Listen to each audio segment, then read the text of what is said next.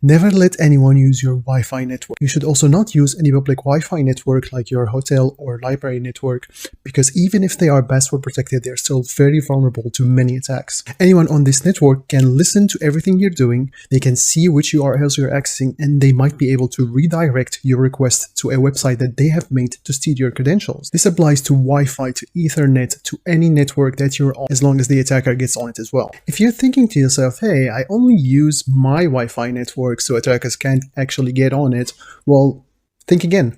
Then check out my videos on hacking Wi-Fi networks. That will give you an insight of what could happen even to your own Wi-Fi. Now let me demonstrate what anyone with access to your network can do. Let's hack your network. A little warning before we start, this video is for educational purposes only. Do not apply the techniques that you see and learn to any device or network for which you do not have explicit permission from the owners. Let's get hacking. Today we're going to be working with Bettercap. Bettercap allows for a range of attacks on Wi-Fi networks and also on other low energy networks like Bluetooth, for example. Bettercap will allow us to implement a man-in-the-middle attack. Let's launch Bettercap.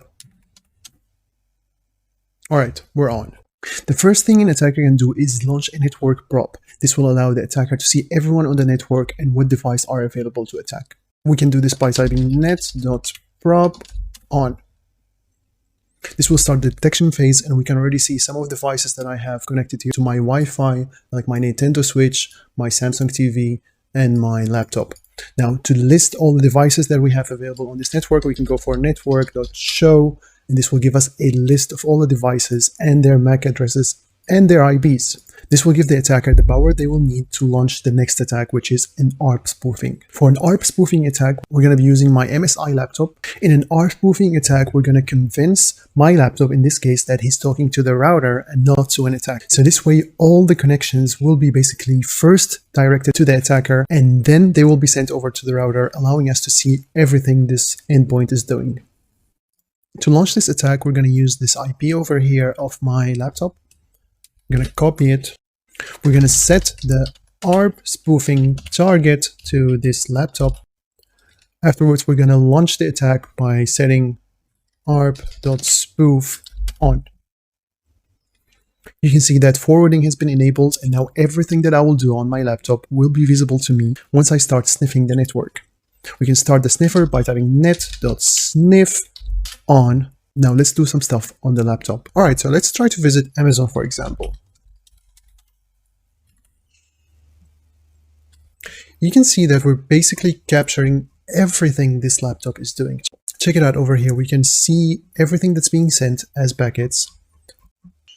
And check this out. We've managed to see every link that was requested by Amazon.com, which is very scary. And this goes on to other websites as well. So if I was, for example, to visit Facebook over here, you'll see that I've basically managed to capture every link that this laptop is connecting to. But it's not only just the URLs that I'm seeing from this user. I can also see every traffic that's coming out of this laptop, which is pretty scary. So I'm going to see props, for example, from Origin or EA Games if I'm using those services. And this will basically allow you to see everything that a person is doing just because you're on their network. You can see the Origin heartbeats over here. Those are basically connecting to the EA servers. But is that the scary part? No, not yet. The scary part is the fact that an attacker can now redirect your traffic to a different website than the one you have requested. Let me show you how. First of all, let's turn off this network sniffer and leave the ARP attack on, because we're going to need that for the next step. Clear this console a bit. Now what I'm going to do is launch a DNS spoofing attack. In this attack, I'm going to trick this laptop to go to a different website than the one that was requested by the user. I'm going to be targeting my Amazon.com. And for this, I want to redirect them to a website that I have made. We can easily start a website by running service apache 2. This will give us an empty website that we can access anywhere on this network. And this website will be available on our IP. And our IP in this case is this wireless LAN 192.168.3.7. So if I was to visit this one, I will get this Apache page. Now let's redirect every user on this network to this website. So we can start now the spoofing attack, DNS spoof on. Everyone who's going to visit my Amazon, they're going to be redirected to our Apache website. Well, let's try it out. myamazon.com. You can see this, right? We've basically redirected the user to a website of our choosing. Now we can make this website a bit more complicated with Beef, the browser exploitation framework. We're typing sudo beefxs.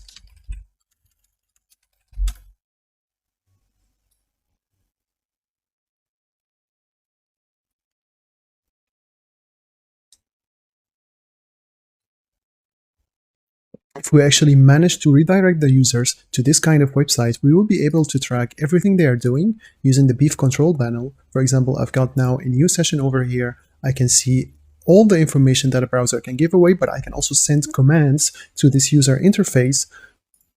So for example, I can detect whether they have webcam or not. I can try to turn it on, and I can check for webcam permission, which is pretty scary. And that's why you should be worried about someone redirecting your traffic to a website that you haven't asked to go on.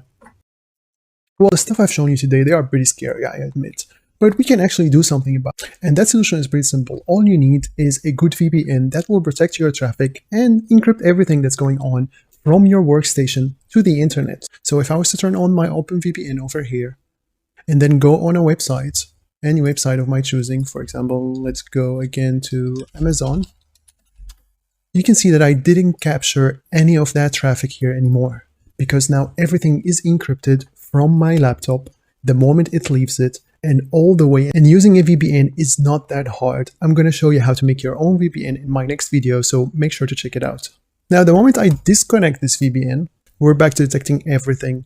And this basically proves the importance of having a VPN on your network, regardless of where you are, whether you are at home or at a public library. It's all the same. You should be always careful about who can see your data and who's using your network. Well, the message I want you to take home is never let anyone on your Wi-Fi network unless you trust them. And don't forget to set a proper Wi-Fi password that will protect you against everyone who's trying to brute force their way into your network. Thank you so much for listening, and see you next time.